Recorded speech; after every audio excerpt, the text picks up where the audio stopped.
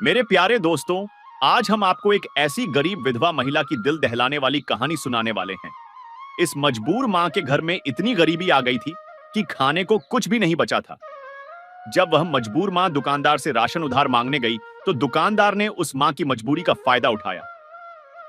तो चलिए जानते हैं इस कहानी में आखिर क्या हुआ था। इस कहानी को पूरा देखिए, मजा आएगा। सूरजपुर गंगा के किनारे बसा एक छोटा सा गांव, जहां सुबह की पहली किरण खेतों को सुनहरा करती थी। लेकिन कुछ घरों में यह रोशनी सिर्फ दीवारों तक सिमट कर रह जाती थी। ऐसा ही एक घर था राधा का। राधा एक 30 साल की विधवा, जिसके चेहरे पर उम्र से पहले ही झुर्रियां उभर आई थीं। उसकी आंखों में एक समय की चमक अब धुंधली पड़ चुकी थी, लेकिन उनमें एक मां की ममता और हिम्मत अभी भी जिंदा थी। 2 साल पहले उसके पति रामू की एक सड़क हादसे में मृत्यु हो गई थी। उस हादसे ने न सिर्फ राधा का सुहाग छीना, बल्कि उसके 2 मासूम बच्चों, 8 साल की गुड़िया और 5 साल के छोटू का भविष्य भी अनिश्चितता के अंधेरे में डुबो दिया।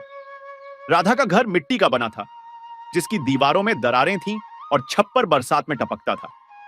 घर में फर्नीचर के नाम पर एक पुराना तख्त, कुछ बर्तन और बच्चों के लिए एक फटे हुए गद्दे के अलावा कुछ नहीं था। राधा दिन भर खेतों में मजदूरी करती थी।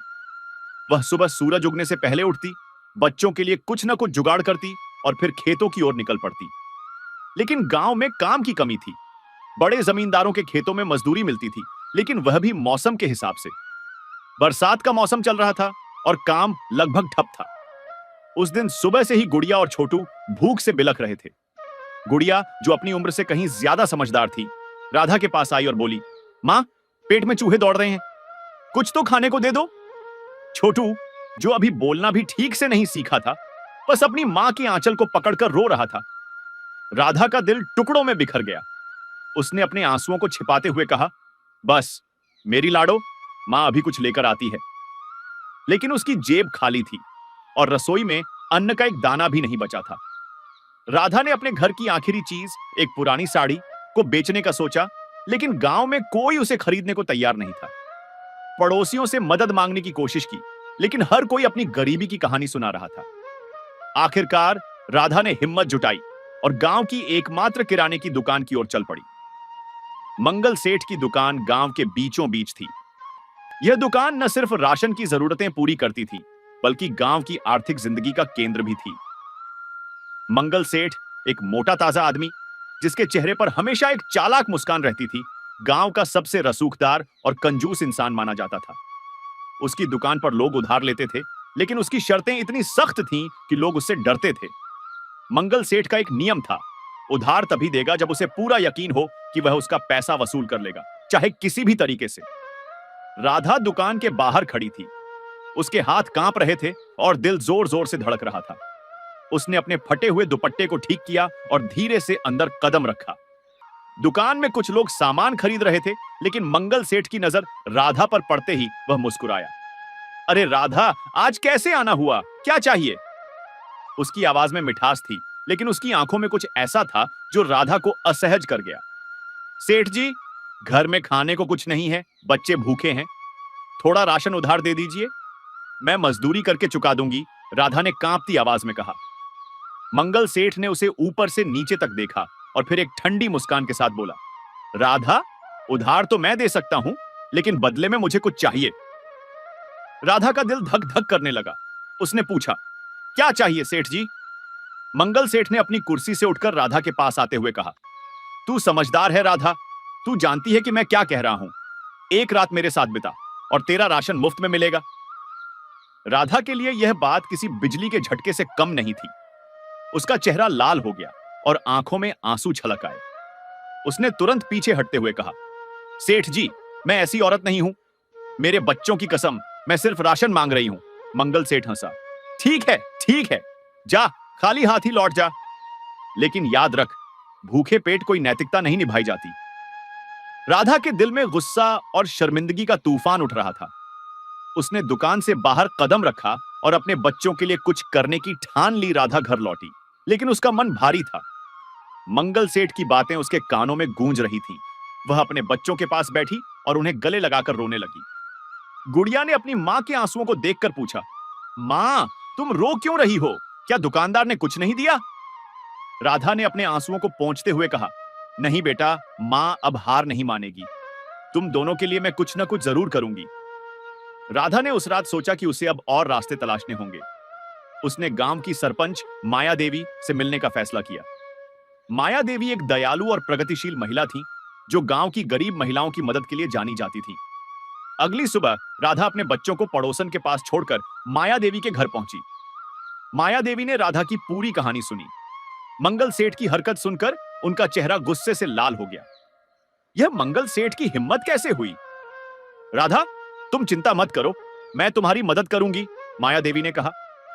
माया देवी ने तुरंत अपने सहायकों को बुलाया और राधा के लिए 1 महीने का राशन भिजवाया।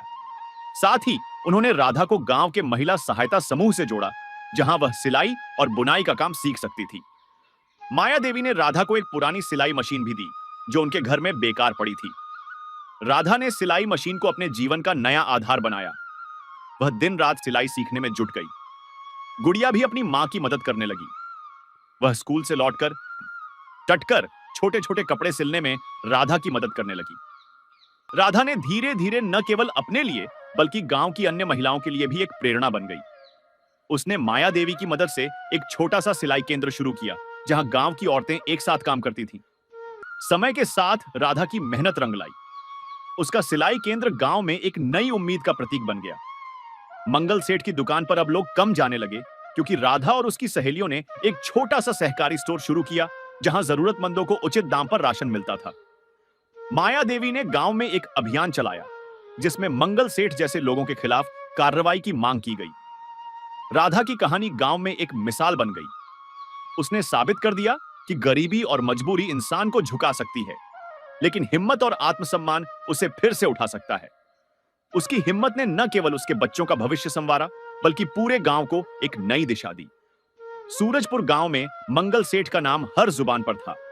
कोई उसे डर की वजह से जानता था, तो कोई उसकी चालाकी और धन दौलत के कारण। उसकी किराने की दुकान गांव का केंद्र थी, जहां से न केवल राशन बिकता था, बल्कि गांव की आर्थिक और सामाजिक जिंदगी की धड़कन भी नियंत्रित होती थी। मंगल सेठ की दुकान कोई साधारण दुकान नहीं थी। यह एक ऐसी जगह थी जहां गरीबों की मजबूरी का सौदा होता था और अमीरों की ताकत का प्रदर्शन। राधा की जिंदगी अब बदल चुकी थी। उसका सिलाई केंद्र अब गांव का गौरव था। गांव की औरतें, जो पहले अपनी तकलीफें छिपाती थीं, अब खुलकर बात करती थीं। माया देवी ने गांव में एक छोटा सा स्कूल शुरू किया, जहां गरीब बच्चों को मुफ्त शिक्षा दी जाती थी। राधा ने अपने बच्चों को इस स्कूल में दाखिल करवाया। राधा ने कभी नहीं सोचा था कि उसकी जिंदगी में इतना बड़ा बदलाव आएगा। वह अब सिर्फ एक मां नहीं थी, वह गांव की सैकड़ों औरतों की प्रेरणा थी।